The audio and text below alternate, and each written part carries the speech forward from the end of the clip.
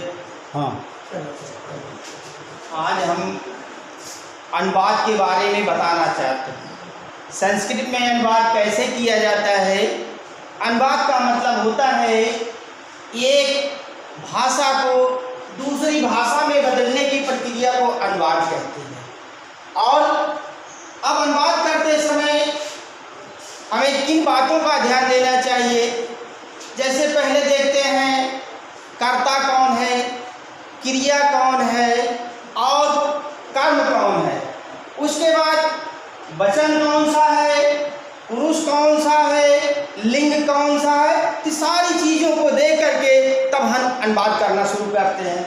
जैसे हम लकार में देख रहे हैं, लकार क्या है, लकार है काल है, संस्कृत में काल है।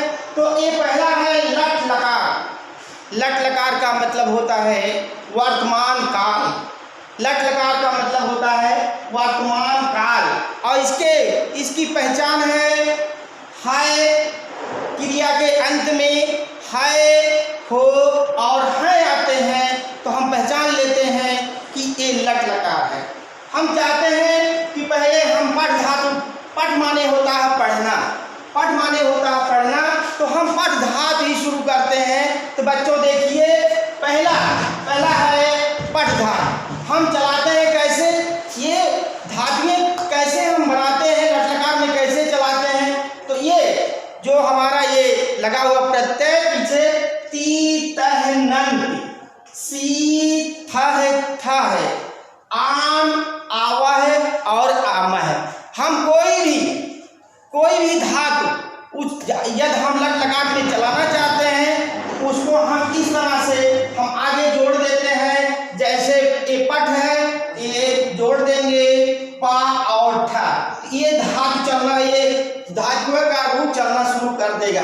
ये हो गया पठती, पठत। ये फिर इसमें हम जोड़ते हैं पठ, ये पठता हो गया। और फिर इसमें हम पठ जोड़ते हैं तो पठन भी हो गया। फिर इसको हम जोड़ते हैं पठ, ये पठस्य हो गया। और इसके आगे ऐसी ही क्रिया प्रक्रिया हो हम करते रहेंगे। ये जो है लट लकार हमारा चलना शुरू हो जाएगा।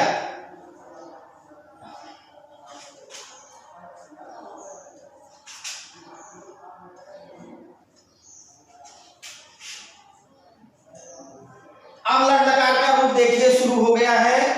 पठती पठता है पठंती, पठसी पठथा है पठथी, पठान पठावा है और पठावा। पठत का मतलब होता है एक वचन, पढ़ता है अकेला पढ़ रहा है।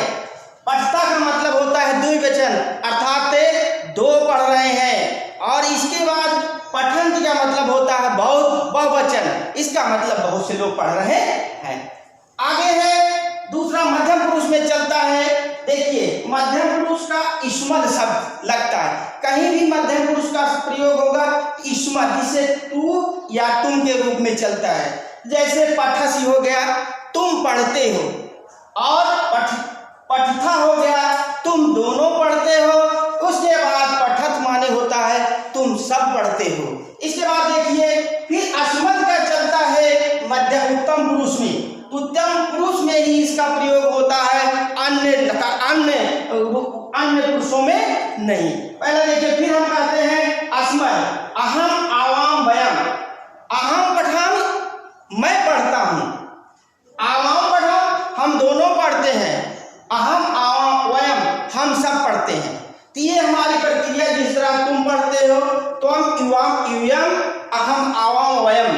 तो ये तुम दोनों तुम सब, मैं पढ़ता हूँ हम दोनों पढ़ते हैं, हम सब पढ़ते हैं। तो ये देखिए अब ये हम बात करना शुरू करते हैं। जैसे इस पहले प्रथम पुरुष में जिसे अन्य पुरुष भी कहते हैं, अन्य पुरुष इसलिए कहते हैं कि जो अस्मद का और इस्मद का दोनों को छोड़ करके जितना भी संज्ञा सर्वनाम होता है वह अन्य पुरुष में चलता है, अर्थात प्रथम पुरुष में ही चलता है।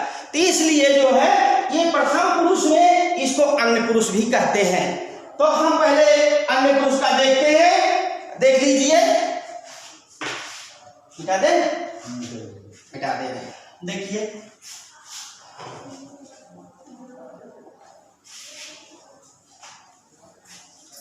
देखिए हम बदलते हैं। देखिए राम पुस्तक पढ़ता है, पढ़ता है। अब देखिए ये हम पहले भी बता चुके हैं, लट लकार वर्तमान कर्म जिसमें है आ जाता है कि उसके वाक्य के अंत में यदि है आ जाता है तो हम पहचान लेते हैं कि ये वर्तमान काल है। वर्तमान काल अब ये है राम अकेला है, ये करता है राम अकेला, इसलिए यह एक वचन है। और पुस्तक कर्म है जिसके द्वारा वो है क्रिया को सिद्ध किया जा रहा है। और क्रिया क्या है? पढ़ना। तो देखिए राम अकेला है, रामा रामो रामा है, इस तरह से उसके चलते हैं। ये हो गया राम है, राम है। और कर्म है, कर्मण द्वितीय, कर्म में हमेशा द्वितीय विभक्ति का प्रयोग होता है। पुस्तकम पुस्तके पुस्तकान और पुस्तकम पुस्तके पुस्तकान, तो उसमें द्वितीय का ही प्रयोग होता है। ये हो गया पुस्तका में, पुस्तका में। अब देखिए और जब हम जानते हैं कि कर्ता एक वचन का है, उसके साथ ये क्रिया है जिसे हम संस्कृत में धातु कहते हैं, तो ये पठ धातु है। आप जानते हैं तो पठति पठता पठंती और पठसी पठता पठत पठाम पठावा पठामा। इसलिए जो है एक वचन में हम जाते हैं, तो जब क्रिया एक वचन है तो कर्ता भी क्रिया है, कर्ता एक वचन का है तो क्रिया भी एक वचन की होगी। ये हो गया पठती। तो ये आपका हिंदी से संस्कृत में हम इसका जो अनुवाद कर दिए कि हिंदी का हमने संस्कृत में ट्रांसलेशन कर दिया, जिसको अंग्रेजी में कहते हैं और हिंदी में कहते हैं अनुवाद। अब ये एक वचन है। देखिए दूसरा, जैसे दूसरा है रामे में राम है, राम है, राम है, रामो, रामो, ये राम शब्द का द्विवचन है।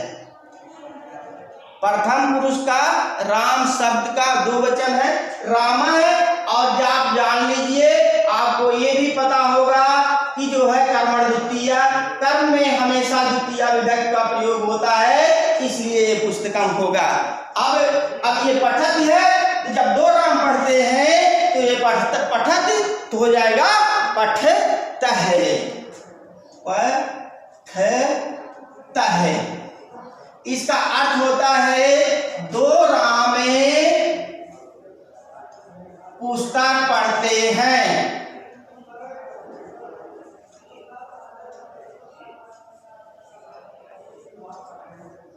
पुस्तक पढ़ते हैं। देखिए ये राम शब्द का अकारांत रूप है, ये एक वचन हुआ, ये दो वचन हुआ। अब हम जाते हैं बहुवचन में, तो बहुवचन का है राम रामो रामा है, ये चलता है रामा है, रामा है। कर्मण द्वितीय हमने आपको पहले भी बता दिया है, कर्म में हमेशा द्वितीय विभक्ति का प्रयोग होता है और कुछ नहीं होता है, तो कर्मण द्वितीय, तो ये भी पुस्तकम हो जाएगा। ये हो जाएगा पुस्तका में। जब पुस्तकम हो जाएगा, अब ये द्वितीय विभक्ति का ये प्रयोग हो गया इसमें। इसके बाद अब यहाँ पठती पठता है, बहुवचन में होगा पठंती। आपको हमने पहले बता दिया है कि बहुवचन में नंद लगता है, किसी धातु को जोड़ देते हैं तो नंद में प्रयोग हो जाता है। इसका मतलब है बहुत से राम है,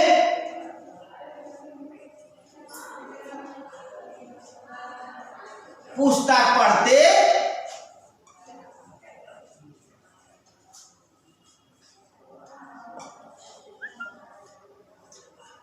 बहुत से राम पुस्तक पढ़ते हैं।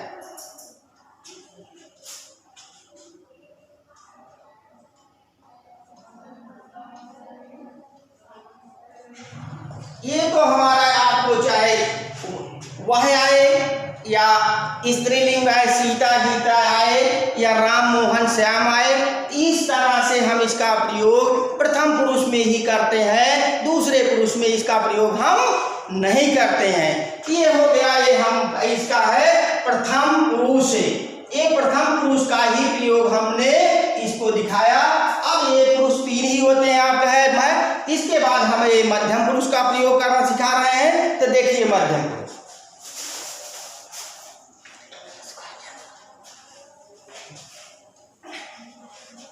देखिए पठ धातु में आपको पहले हमने बताया है कि पठसी, पठसी, पठ पठता, पठथ है और पठन, पठ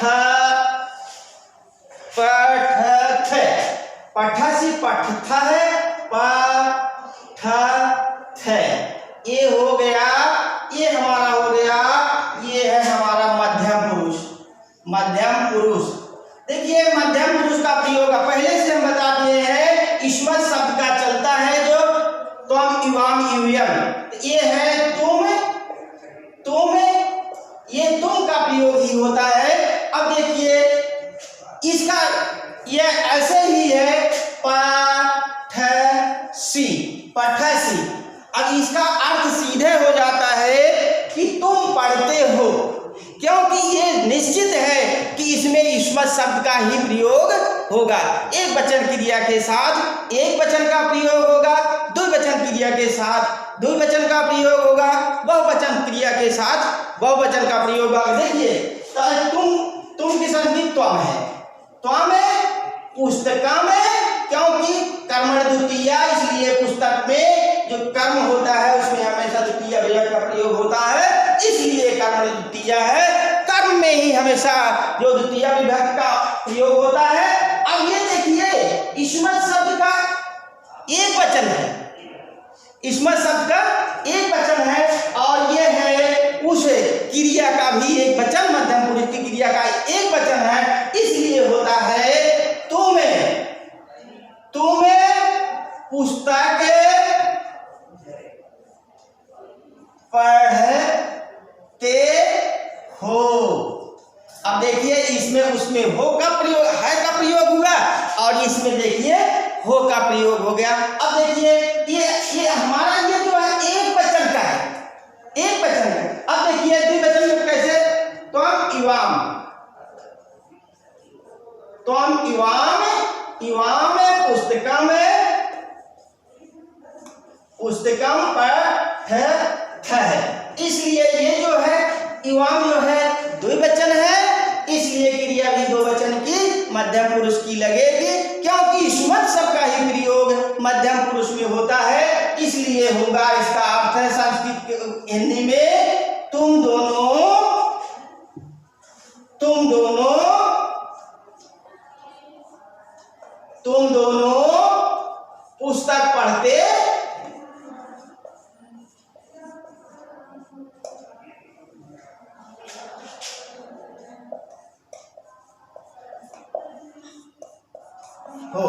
अब देखिए ये एक वचन का हो गया, ये द्विवचन का हो गया।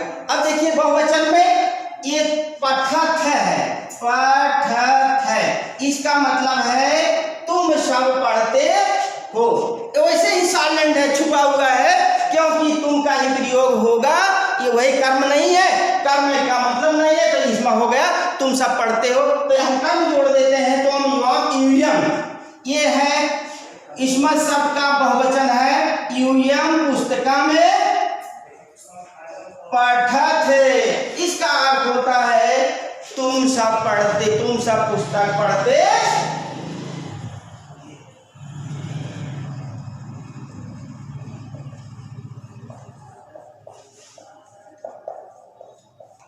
तुम सब पुस्तक पढ़ते हो। ये हो गया मध्यम पुरुष का प्रयोग। इसके पहले हमने प्रथम पुरुष का प्रयोग बताया, अब देखिए उत्तम पुरुष का प्रयोग।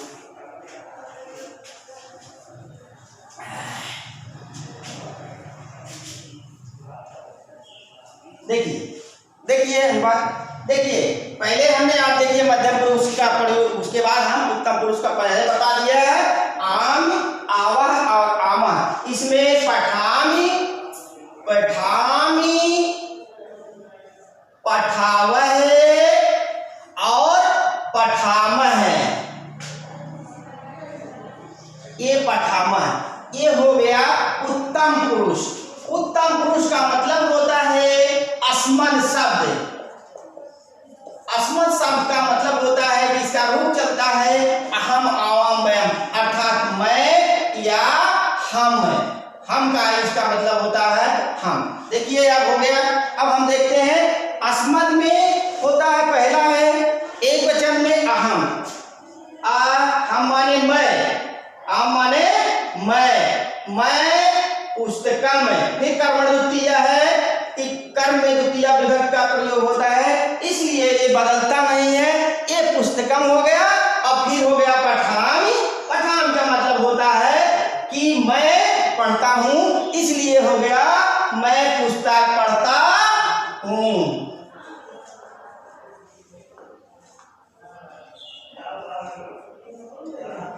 मैं पुस्तक पढ़ता हूँ। अगला देखिए फिर ये दो वचन है, ये उत्तम पुरुष का दो वचन है, इसको कहते हैं पठावा है। ये है पठावा है। और बच्चों आप ध्यान देंगे कि जो है, हाँ आप ध्यान देंगे, आप लोग ध्यान देंगे। अभी देखिए ये है पठावा। देखिए पठावा है, पठावा अहम आवाम हो गया। इसका हम रूप चलाएंगे। आप सब जानते हैं कि अपना शब्द इस तरह से चलता है। आप कक्षा 6 से पढ़ करके आए हैं तो उसका पता है कि अथवा शब्द ऐसे चलता है। अहम आवाम हो गया दो वचन, पुस्तका में पठावा है। इसका अर्थ होता है हम दोनों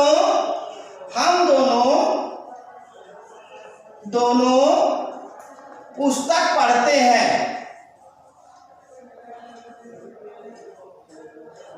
हम दोनों पुस्तक पढ़ते हैं। अब देखिए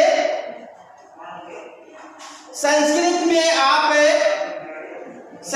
में ये नियम नहीं है कि कर्ता कहाँ है, क्रिया कहाँ है, कर्म कहाँ है। ऐसा कोई नहीं है। केवल अपनी सुविधा के अनुसार, बोलने की क्रिया के अनुसार हम इस तरह से लिख सकते हैं। चाहे पठावा हम पुस्तकम लिख दे, चाहे पुस्तकम पठावा आवाम लिख दे, संस्कृत में कोई गलत नहीं होता।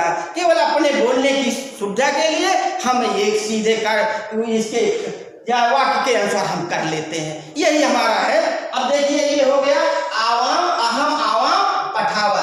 एक वचन क्रिया दो वचन की है, कर्ता भी दो वचन का है, और ये भी है, ये तो कर्मण द्वितीय आपको जानते हैं, हमेशा द्वितीय विभक्ति का प्रयोग होता ही है। अब देखिए आगे, ये इसका हम बता चुके हैं। आगे देखिए बहुवचन में देखिए ये पठामह है। इसका मतलब है हम सब पढ़ते हैं, हम सब पढ़ते हैं। अब क्या पढ़ते हैं, अब कर्म आएगा तब बताते हैं। देखिए हम पुस्तक से ही लिए हैं, एक ही चल रहा है वही। देखिए ये है अहम आवाम वयम। वयम माने होता हम सब, वयम माने होता हम सब। पुस्तिका में कर्मण द्वितीय, वयम पुस्तिका में पठामह है। इसका मतलब है हम सब पुस्तक पढ़ते हैं। अब देखिए बता रहे हैं ये बहुवचन है अस्मद शब्द का, इसलिए क्रिया भी बहुवचन की लगेगी। तो हमने पहले बताए प्रथम पुरुष जिसको अन्य पुरुष कहते हैं, फिर हमने बताया मध्यम पुरुष जो उसका प्रयोग स्मद शब्द से होता है, इसलिए आपकी बात बता दिए है उत्तम पुरुष, इसका प्रयोग जो है अस्मद शब्द से होता है। ये अनुवाद करने की प्रक्रिया को आप ध्यान देंगे तो आपको जरूर आएगा। कभी भी मत भूलिएगा कि उत्तम पुरुष का प्रयोग जो है उसमें संज्ञा का नहीं होता है, उसमें अहम का नहीं, मैं का नहीं होता है, उसमें केवल होता है तुम और तुम दोनों और तुम सब का होता है। और जो है उत्तम पुरुष में अस्मद शब्द का प्रयोग होता है मैं और हम दोनों और हम सब। धन्यवाद। देखा